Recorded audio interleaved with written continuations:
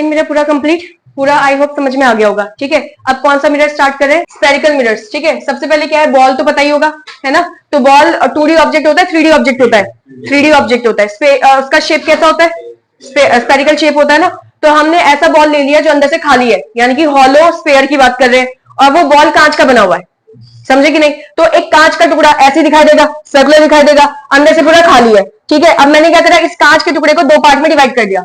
इस कांच के टुकड़े को दो पार्ट में डिवाइड कर दिया, एक टुकड़ा ये हो गया, एक टुकड़ा ये हो गया।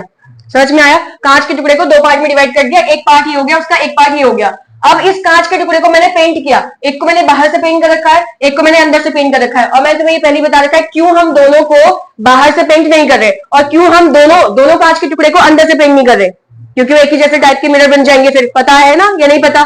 तो हमने एक को बाहर से पेंट कर रखा है और एक को अंदर से पेंट कर रखा है। अब ये जो टुकड़ा है, ये वाला टुकड़ा, क्या ये टुकड़ा यही बन गया? इसको कौन सी साइड से पेंट कर रखा है, अंदर की तरफ की बाहर की तरफ? अंदर की तरफ पेंट कर रखा है। अंदर क्यों बोल रही हूँ? क्योंकि यहाँ से एक सर्कल ड्रॉ कर सकती हूँ ना मैं, तो सर्कल के अंदर की तरफ इसको पेंट कर रखा है। और इस टुकड़े को बाहर की तरफ, यानी कि मैं यहाँ से सर्कल ड्रॉ कर सकती हूँ ना, तो ये बाहर की तरफ पेंट कर रखा है। समझ में आ रहा है कि नहीं? इन दोनों में से एक कॉन्केव बनेगा और एक क्या बनेगा? कॉन्वेक्स बनेगा। कल बताया था मैंने, इससे पहले वाले में क्या बताया था? दोनों में से कॉन्केव बताओ कौन है? पक्का है ना? कैसे? क्योंकि जिस साइड को कौन सी सरफेस होती है, रिफ्लेक्टिंग, उस वाली सरफेस को देखकर ही हम क्या बताते हैं कि वो कॉन्केव है या फिर कॉन्वेक्स है। क्योंकि लाइट हमेशा कहां से, कौन सी वाली सरफेस की तरफ आएगी? जो रिफ्लेक्टिंग सरफेस है उसकी तरफ लाइट आएगी। तो लाइट यहां से आएगी, और जब यहां से आ रही है तो किसी केव के अंदर घुसते हुए दिखाई दे रही है, इसलिए इसका नाम क्या पड़ गया? कॉन्केव पड़ गया। तो नीचे वाला जो मिरर बना रखा है हमने, वो कौन सा मिरर है? कॉन्केव। तो वाला जो बचा हुआ होगा वो क्या बन जाएगा? कॉन्वेक्स। तो कॉन्वेक्स के बारे में क्या लिखा है? इसका जो रिफ्लेक्टिंग सरफेस है वो सेंटर से दूर है। पहले नीचे वाले को समझो, इसका जो रिफ्लेक्टिंग सरफेस है, अंदर वाला सरफेस रिफ्लेक्टिंग सरफेस है, क्या ये सेंटर की तरफ है? इसका रिफ्लेक्टिंग सरफेस अंदर सेंटर की तरफ है कि नहीं है? तो लिखा है ना, reflecting surface is towards the centre. तो जिसका रिफ्लेक्टिंग सरफेस सेंटर की तरफ होता है, जिसका रिफ्लेक्टिंग सरफेस कहां की तरफ है? सेंटर की तरफ, वो कौन सा मिरर हो गया? कॉन्केव। और जिसका सरफेस कौन सा रिफ्लेक्टिंग वाला, वो सेंटर की तरफ नहीं है, सेंटर से दूर है, इसका पॉलिश वाला सरफेस है ना सेंटर की तरफ, तो इसका रिफ्लेक्टिंग वाला दूर हो गया, कि कौन सा मिरर हो गया? कॉन्वेक्स हो गया। ये समझ में आया? अब आ जाते हैं ये वाली चीज में जो तुमने क्लास 10 में पढ़ रखा होगा। सबसे पहले ये ए और बी, ऐसा कुछ है क्या? तुम्हें प्लेन मिरर याद है? प्लेन मिरर को हम ऐसे ही बनाते हैं। ठीक है, अब मान लो तुम बस ऐसे मान लो कि प्लेन मिरर को मैंने ऐसे मोड़ दिया, वो स्ट्रेट था ना, उसको मैंने मोड़ दिया, तो ये ऐसे बनेगा, ऐसे बनेगा कि नहीं बनेगा? तो प्लेन मिरर की ये लेंथ है, इतनी होगी ना प्लेन मिरर की लेंथ। तो अब मैंने बोला कि इस मिरर की लेंथ कितनी है मुझे बताओ। तो ये ए और जो बी है, इस ए बी को क्या बोला है? Aperture of mirror. अपर्चर का मतलब क्या होगा यहाँ पर? लेंथ। क्या होगा? लेंथ। तो तुमसे पूछा जाएगा कि लेंथ ऑफ मिरर क्या है, तो कुछ नहीं है, अपर्चर है, यानी कि ए बी। ए बी को क्या बोला गया है? अपर्चर। कुछ नहीं है, लेंथ ऑफ मिरर है भाई। समझ में आ गया कि नहीं आया है ना?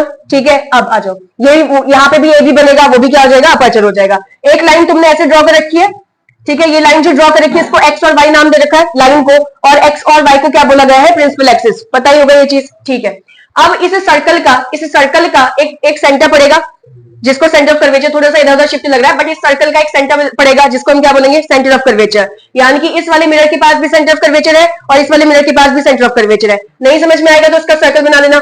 जब तुम्हें ये नहीं समझ में आता कि किसका सेंटर किस साइड है, जब तुम्हें समझ में नहीं आता कौन से वाले मिरर का सेंटर किस साइड है, तो तुमको अगर मिरर ऐसा दे रखा है ये, तो बस इसको सर्कल बना लो। सर्कल का सेंटर तो इधर ही आएगा ना, तो यहाँ पे बना नहीं है उसका सेंटर। आ रहा है समझ में कि नहीं? अगर तुम्हें ये दिख रहा है ये, और तुमसे पूछा बताओ इसका रेडियस ऑफ कर्वेचर किस साइड है या फिर इसका सेंटर कहां की तरफ है, तो इसका सर्कल बना लो। यहाँ पे पॉइंट आ गया, इसका मतलब इसका सेंटर इस साइड है, ये वाला। आ गया कि नहीं आ गया? पहचान लोगे ना सेंटर ऑफ कर्वेचर किस साइड आता है किस साइड नहीं। क्योंकि सेंटर ऑफ कर्वेचर पता होगा तभी बाकी चीजें भी पता चलेंगी तुमको। बाकी चीजें क्या क्या है यहाँ पे लिखा हुआ है। अच्छा, सबसे पहले ये जो आता है, ये जो लाइन है, ये लाइन इस कर्वे, ये जो कर्व पार्ट है यानी कि जो मिरर है उसको एक पॉइंट पे काटता है जिसका नाम पी लिखा है, और पी को क्या बोला गया है? पोल। समझ में आया कि नहीं? तो तुमने क्या क्या पढ़ा अभी? ये तुम्हारे पास कोई एक स्फेरिकल मिरर है, अरे कुछ नहीं, एक सर्कल है, इस सर्कल में दो मिरर हमने बनाए हैं, इस सर्कल का जो सेंटर होगा वो इसके लिए भी सेंटर बनेगा, वो दूसरे वाले के लिए भी सेंटर बनेगा। समझ गए कि नहीं? और इस सेंटर को क्या बोला? इस कर्व पार्ट का सेंटर, यानी कि centre of curvature, curve part का सेंटर। वही सेम इस सेंटर को क्या बोला? इस कर्व वाले पार्ट का सेंटर। इतना तो समझ में आ गया होगा। यहाँ पे जो पॉइंट तुमने लिखा हुआ है इसको पी बोला है, पी फॉर क्या हो जाएगा? पोल हो जाएगा। हम सारी डिस्टेंसेस किससे नापेंगे? पोल से नापेंगे। ठीक है, अब कौन सी डिस्टेंसेस क्या नापनी बाद में सीखेंगे, बट सारी डिस्टेंसेस अभी बता रही हूं मैं, हम किससे नापेंगे? पोल से नापेंगे। एक्स और वाई क्या हो गया? प्रिंसिपल एक्सिस हो गया।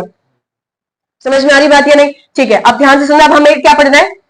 तुम्हें एक चीज पता है, जैसे ये सर्कल है, इस सर्कल का यहां से यहां मैं कट करती हूँ, तो इस वाले पार्ट को क्या बोलूंगी मैं? सर्कल को मैंने इस वाले बीच वाले पार्ट से कट करा, तो ये लाइन, ये जो लाइन है उसको क्या कहूंगी? ये समझ में आ रहा है कि नहीं आ रहा? तो यानी कि अगर मैं सेंटर से इतने वाले पार्ट का डिस्टेंस चेक करूं तो वो क्या होगा? रेडियस। तो सेंटर से पोल तक का जो डिस्टेंस होगा, वो क्या होगा? रेडियस। तो आर क्या होता है? रेडियस ऑफ कर्वेचर, यानी कि इस कर्व पार्ट का रेडियस। समझ रहे हो? तो ऐसा तो फिर यहाँ पे भी होगा ना, ये पोल से इस सेंटर ऑफ कर्वेचर की जो दूरी होगी उसको हम क्या बोलेंगे? रेडियस बोलेंगे। आया कि नहीं आया? ठीक है, तो यहां पर भी बनेगा ना फिर वही, समझ में आ गया? तो यहां पर यानी कि इस पोल से जो दूरी है सेंटर ऑफ कर्वेचर की वो क्या है? रेडियस। और वही सेम इस पोल से जो दूरी है सेंटर ऑफ कर्वेचर की वो क्या है? रेडियस। आया कि नहीं आया? ठीक है, तो मैंने जो तुमसे बोला था सारी डिस्टेंसेस हम कहां से चेक करते हैं? पोल से। तो इसलिए पोल से जो दूरी आ रही है किसकी? सेंटर ऑफ कर्वेचर की, उसको क्या कहेंगे? रेडियस। आ गया कि नहीं आया? अच्छा, डायमीटर का आधा क्या था? रेडियस का भी आधा यहां पे पढ़ेंगे हम, समझ रहे हो कि नहीं? डायमीटर का आधा क्या होता है? रेडियस। तुमने बहुत बार पढ़ रखा होगा ना, diameter is equal to 2r।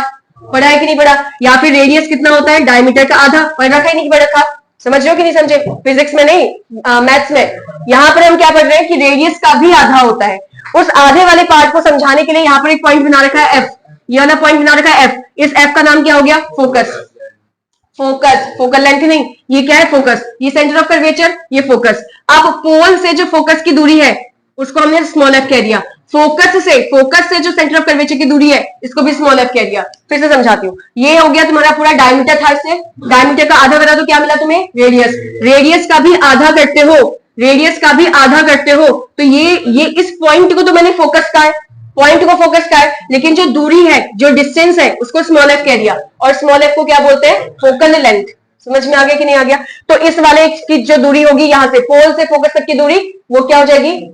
Focal length. और सेंटर ऑफ कर्वेचर से भी फोकस तक की दूरी क्या हो जाएगी? Focal length. जो चीज यहां बनाए वो चीज वहां पे भी बनाओगे। इसका मतलब मैं यहां पे मेंशन कर रही हूं, यहां पर यह है कि इतनी जो दूरी है इसको फोकल लेंथ कह दिया। समझ में आ रहा होगा? और यहां से भी जो दूरी है, क्योंकि सारी डिस्टेंसेस कहां से नापते हैं? पोल से, तो यहां से जो डिस्टेंस होगी वो भी क्या बन जाएगा? Focal length. इतना आया नहीं आया? दिक्कत तो नहीं हो रही ना? ठीक है, सारी चीजें समझ में आ गई है। अब इसमें और क्या बचा है? कुछ नहीं बचा, खत्म हो गया। एक और चीज सुन लो, ये आ गया है ना या नहीं आया? आ गया, ठीक है। अब एक चीज और सुनो, साइन कन्वेंशन में बाद में सिखाऊंगी, ठीक है, बट यहाँ पे मैं थोड़ा सा डिस्कस कर रही हूँ। साइन कन्वेंशन क्या होता है तुम्हें पता होगा, क्लास 10th में हमने सारी चीजें विद साइन रखा होगा। प्लस का वी, माइनस का वी, कुछ ऐसा पढ़ा है ना तुमने? वी यू जो होते हैं बाद में डिस्कस करेंगे फिर से कि ये यू और वी क्या होते हैं। अब मैंने तुमको दो चीज पढ़ा दी, एक मैंने रेडियस पढ़ा दिया और मैंने फोकस पढ़ा दिया। तुमने क्लास 10th में कुछ रेडियस और फोकस के बीच का रिलेशन पढ़ा था, याद है? कुछ याद है? नहीं भी याद है तो अभी तो बताओ, क्या रेडियस फोकस का आधा है? सॉरी, क्या फोकस रेडियस का आधा है? तो आर किसके बराबर हो जाएगा भाई? 2f के बराबर नहीं हो रहा क्या? ये आर 2f के बराबर है कि नहीं है? तो फोकल लेंथ बताओ ना कितना हो जाएगा? आर डिवाइड बाई 2 होगा कि नहीं होगा? होगा। तो रेडियस और फोकल लेंथ के बीच में रिलेशन क्या है कि आर बराबर कितना होता है? 2f के। डायग्राम से सब पता चलेगा, कुछ भी रखने की जरूरत नहीं है। आ रहा होगा सारा समझ में? ठीक है, अब मुझे क्या बताना है? साइन बताने। अभी मैं यहीं पे बता रही हूँ साइन, बाद में फिर आएगा तो बार डिस्कस करूंगी। साइन मतलब ये कौन सा लेंस है, सॉरी कौन सा मिरर है? कॉन्वेक्स। कॉन्वेक्स का सेंटर, इस पोल को हम ओरिजिन मान रहे हैं, ठीक है, इस पोल को हम ओरिजिन मान रहे हैं। और इसको ऐसे पढ़ना, ये प्लस का एक्सिस, ये प्लस का एक्स एक्सिस हो गया, ये माइनस का एक्स एक्सिस हो गया, ठीक है। ये भी क्या हो जाएगा? प्लस का एक्स एक्सिस हो जाएगा, इधर वाला क्या हो जाएगा? माइनस का एक्स एक्सिस हो जाएगा। तो बताओ इसका रेडियस पॉजिटिव साइड आ रहा है कि नेगेटिव साइड आ रहा है ना?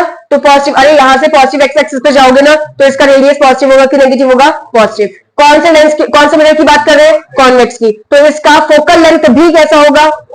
आया नहीं आया? ठीक है, इसका फोकल लेंथ कभी चेंज नहीं होगा, हमेशा क्या होगा? पॉजिटिव होगा। समझ में आया कि नहीं? इसका फोकल लेंथ नेगेटिव, इसका रेडियस नेगेटिव। समझ में आया कि नहीं आया? इसका रेडियस हमेशा नेगेटिव, इसका फोकल लेंथ भी हमेशा नेगेटिव होगा। एक लास्ट चीज और इसमें सीखो, कॉन्वेक्स को हम डाइवर्जिंग मिरर कहते हैं।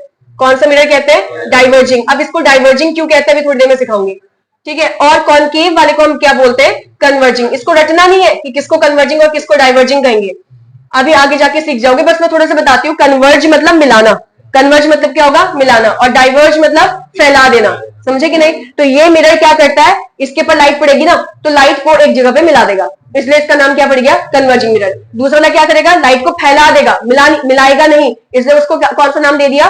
Diverging mirror. आ गया नहीं आया? ठीक है, यहाँ पे सारा खत्म हो गया तुम्हारा कौन सा स्पेरिकल मिरर वाला।